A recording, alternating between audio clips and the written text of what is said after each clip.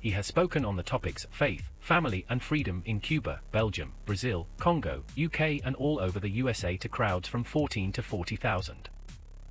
International leadership speaker, trainer and coach. Author of Learn to Raw Leadership, Attitude Hack, Live a More Excellent Life, 5 Battle Strategies of a Victorious Warrior. 2021 President's Lifetime Achievement Award recipient. Founding partner of the John Maxwell team. Toastmaster International Speech Competition semi-finalist. Founder of Tell It Like It Is TV, ThatGuyRocks.com and ThatGuySpeaks.com. Creator of Story Power TV, Transforming Grace TV, and Leading Leaders Podcast. Producer of 4 TV programs and podcasts for Liftable TV and World Trumpet Television as well as multiple social media channels. Please help me welcome J Loren Norris. Beware the Ides of March. Yeah. Et tu, Brute? Yeah, those are very similar. Who shot JR? What happened to Mufasa? Whose plan was that anyway? And in case you're curious, what about, I don't know, Jafar? How often do these things happen? How often are leaders betrayed? Kennedy, by those closest to them, by those they thought they could trust, by those, in fact, that they've trained, they've mentored, they've raised up, they've brought them into the inner circle, they've made them the right-hand man or woman, so to speak. And yet, the closer they get to leadership, the more dangerous they become. That's what I want to talk about in this episode of Leading Leaders. Stay tuned.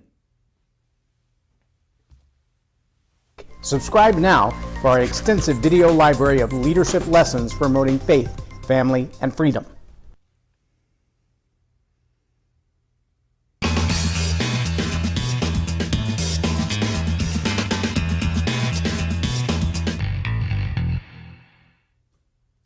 I'm J Loren Norris with Leading Leaders Podcast, and there's a whole lot of history behind the idea that the more time you spend with someone, the more they know about you.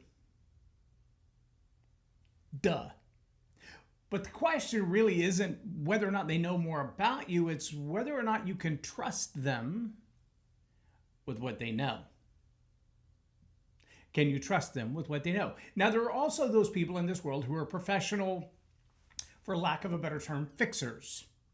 Fixers are generally people who you intentionally bring into your inner circle. You tell them secrets that you wouldn't tell anybody else.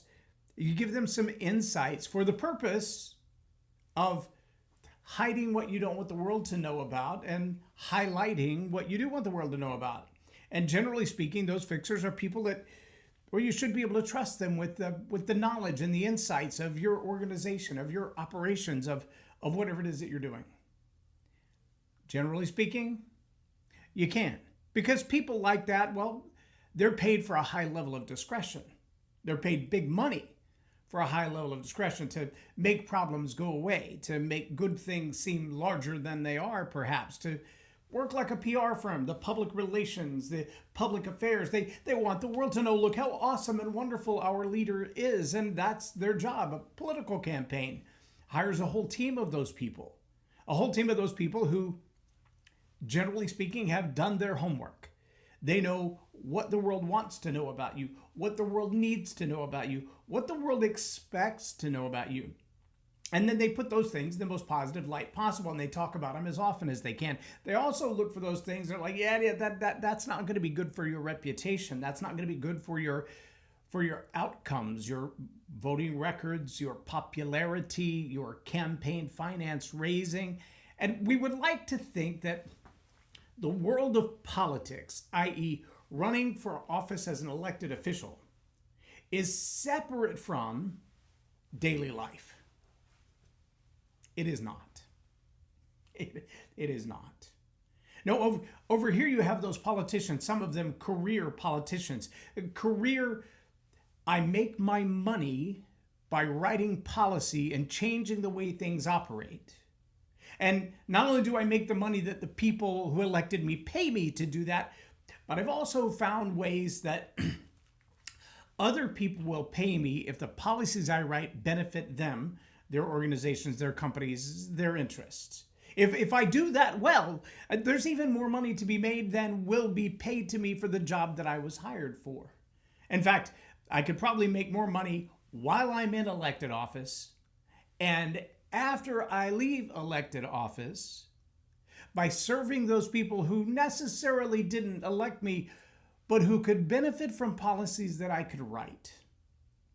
See, that's the seedy world of politics. Some would even call it corruption. Others just say that's the way the game is played. You know, there's a great football play that I saw on a game, and honestly, I didn't have the football IQ to know this. But there was a great play that was played by a wide receiver, I believe it was, on a punt return or a kickoff return. And he was back to catch the ball and realized the ball's not going to go into the end zone and give me the touchback, meaning I get to start on the 20-yard line, but it's going to stop on the 1 and I can't run it out of here.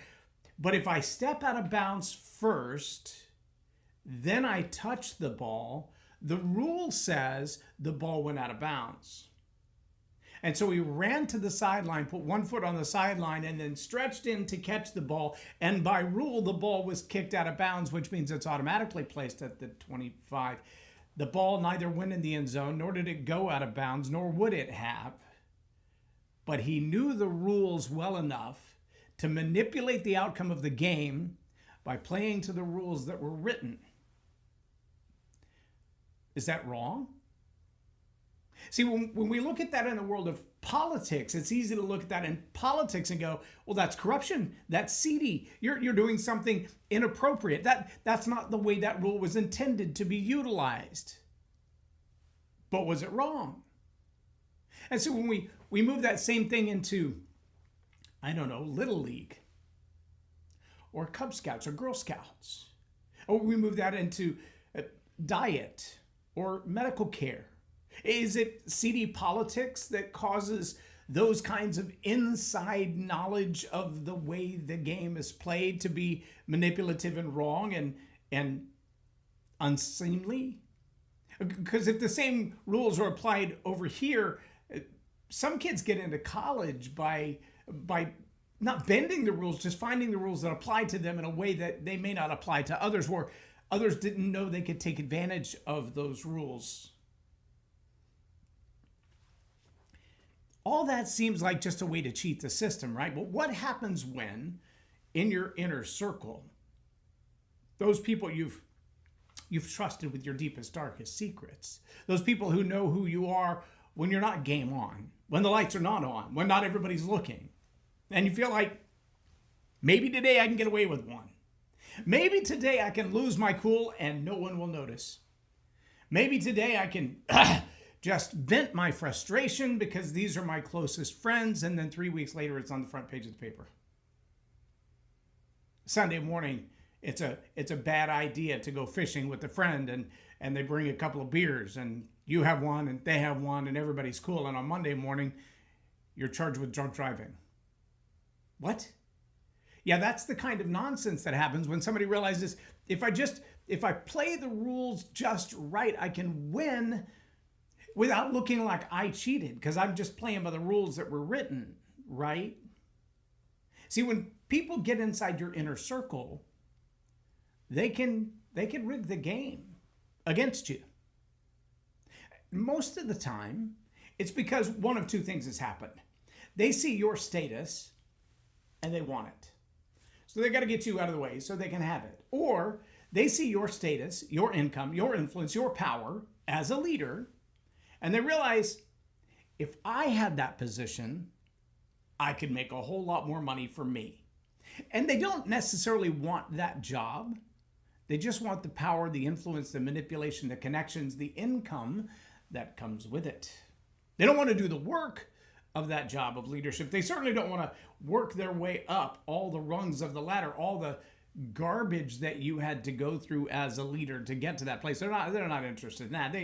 I love the way John Maxwell says that. He said, people come to me after they've seen me on stage and they know what they paid for a ticket and they know how many people are in the room and they're thinking to themselves, this guy's making bank. And they'll come to me at the end of a presentation and say, I want to do what you do. And I know what they're thinking. They want to make the kind of money I made doing what I do. And then I always ask them the same question. Do you want to do what I did so you can do what I do?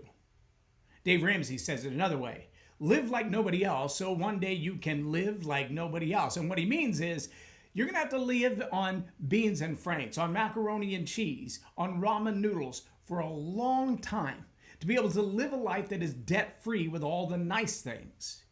Because most people who have a lot of nice things are in debt up to their eyeballs. Now, if you listen to the financial gurus, whether it's Dave Ramsey or it's Laurel Langmeyer or it's Sharon Lechter or it's Grant Cardone, there's good debt and there's bad debt. Let me point out to you again, this comes back to the same principle.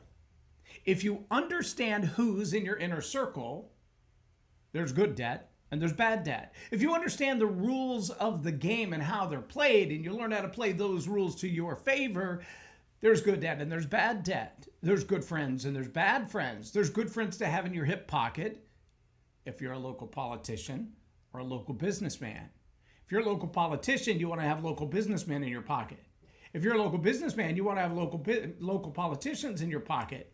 And the higher you go up that food chain into a multinational Meta-like company, a multinational Google, Apple, Ford type company. Once you leave the borders of your county, your state, your nation, and you're now doing business in multiple nations, your multinational corporation, local politicians can't do much for you anymore. National politicians can't really do much for you anymore. You now have to have relationships in every other major nation, like China, like Saudi Arabia, like Africa, like South America. You've got to know who the major players are in those areas. And now all of a sudden your circle of friends, your circle of influence, your circle of mandatory relationship has grown. Well, if, like Kennedy, Mufasa, JR, you find yourself in a place where you're thinking, what happens when I get that many people in my inner circle who know all the ins and outs about me, all the good things and the bad things about me? Can I trust them? I mean, you only got to watch a few episodes of Tulsa King or Mayor of Kingstown or any of the old gangland movies. All of them have a very tight inner circle where literally you could be eliminated in certain terms for being a betrayal in word or deed. If you just cross the wrong person, like a Gotti, that might be the end of you. You might be sleeping with the fishes. But the reality is, every leader's got to understand. The more your business grows, the more your influence grows, the more your relationships grow, the larger that circle becomes. And it's not just the inner circle, those who gather around with you and hear you lose your cool on a Saturday afternoon and wonder whether or not they're going to run to the newspaper on Monday. It's not just those people. It's the people they're in relationship. When I was in high school, there used to be a poster that had a picture of the silhouette of a young lady and the silhouette of a young man. They didn't want to identify anybody particularly, but it said, if she has had intimate relationships with these 5 people, and he's had intimate relationships with these 5 people, and each of them have been with 5 people, and each of them have been 5 people, by the time they get together, they basically shared the same germs with 100 people. That's scary. But what if we're not talking about sexual intimacy, and we're not talking about germs, we're talking about ideas. We're talking about influence. We're talking about notions and political sway. We're talking about commerce. See, that's what happens in relationship. And whether you've mentored someone from day one and raised them up, hoping one day they'll exhibit the type of loyalty that allows you to say, here's everything that I built, take it, run it, benefit us both until I die. Take care of this thing, this enterprise, this entity, this organization. Take care of it. You'd like to think that that's a family member who has family kind of loyalties, but again, we don't have to look very far in the movies and the dramas and in the books. I mean, I've got Killing Kennedys up here on the shelf, and at the level of betrayal. I mean, just recently, Robert Kennedy Jr., Bobby Kennedy's son, Bobby Kennedy, the Kennedy who was one of the Kennedys who lost his life tragically early, like his brother John, who was assassinated, executed, whichever way you want to call that. Robert Kennedy Jr. was betrayed by his entire Kennedy family saying, we're not voting for him. We know he's running for president. We're voting for this other guy. Why? I mean, if you can't expect your family to stay close, if you can't expect your family to be the ones that you can pass on your legacy to, that you can share your loyalties with, that you can trust with your deepest, darkest secrets, then who can you trust? See, trusting people, that's a risky thing. It makes a leader vulnerable. Trusting people means they do know all your deepest, darkest secrets, and your hope is that if you trust them, they know how to keep their mouth shut. They know what those secrets are. They know how they affect you. They know how they impact you. They know how they would influence other people. Now, see, the challenge is when you get those people in your inner circle and they know what those secrets are, they also understand those secrets have value. Yeah, they can be sold. I heard an attorney reviewing another case, and the attorney said, for everyone who's ever had a tragic past, they have a story. True, following along 100%. Then he put this caveat to it that was profoundly observational. I don't know what the right way to say it is. It was a great observation on his part to put this dichotomy behind everyone has a story. Here's what he said. This young lady had a story to tell or to sell. She had a story to tell, meaning she could go out there and blab it to the press. She could run to the newspaper or the media, stand in front of a camera on Monday morning, tell the world, jump on Twitter, jump in front of a phone, and just make the whole world aware of the story. She had a story to tell, or she had a story to sell. Now, to sell that story could have a couple of other implications. This is another branch in the tree. One of those could be she had a story that the newspapers, the tabloids, the opinion rags, the gossip rags would pay her to hear. So she could tell that story for free. She could sell that story to the tabloids, or she could sell that story to discretion, meaning pay me enough, I'll forget there was a story. Just here's the price that so-and-so offered me to tell the story, but if you pay me the same amount, I'll say nothing, we'll forget about it. She had a story to tell or a story to sell. I'd never heard that phrase before, but it's so powerful because you've got to understand as a leader, every relationship you're building is creating a story. When I talk about story power as a leadership and communications coach, the idea of story power is understanding which story to tell. Story selection. You've got to tell the right story to the right audience at the right time with the right point, the right objective, and the right call to action. If you choose the wrong story, the rest of the path doesn't matter. If you've got the wrong story but the right audience, that's not the right story. If you've got the wrong story in front of the right audience at the right time on the right day with the right call to action and the right points, but it's the wrong story, it doesn't work. And see, those are the kinds of things that I'm talking about when I say you've got to follow that story thread. Well, think about that in relationship to being a leader. In your inner circle, every relationship you're forming, every person you're having dialogue with, every experience you're sharing together, you're creating a new story. And what that means is literally everyone in your inner circle, everyone in your family, everyone in your circle of influence has a story to tell or a story to sell. And you're the main character. As a leader, if you're not guarding the way those stories are created and crafted, if you're not intentional about the stories that are being crafted from nothingness, created from the life experiences that you have together, if you're traumatizing people because you're a narcissist, if you're abandoning people because you're disloyal yourself, if you're neglecting people because you're so self-centered and self-focused, if you're not serving the people who are serving you, every one of those scenarios, those incidences, those natures of a relationship, they're creating another story. Another story that could be told about you or sold around you. Sold to the tabloids or sold to be quiet. Do you have enough money to buy back every story you've created? If you look back over the course of your life as a leader, the people that you've directly influenced, the relationships that you've built, the people that you've helped, and the people that you've hurt, how many of those stories would benefit you going forward, and how many of those stories would destroy you? Have you guarded the creation of those stories? Now let me take this whole thing one step further, because this is really what I want you to focus on in this lesson, and that is, it seems really easy when you think of all of the struggle of close personal relationship. And you think of the risk that you take by building these relationships, by creating these stories that people could tell about you or to you or with you. When you think about that, you invariably have to think of the risk that comes along with that. And you might think to yourself, I'd be better off as a hermit.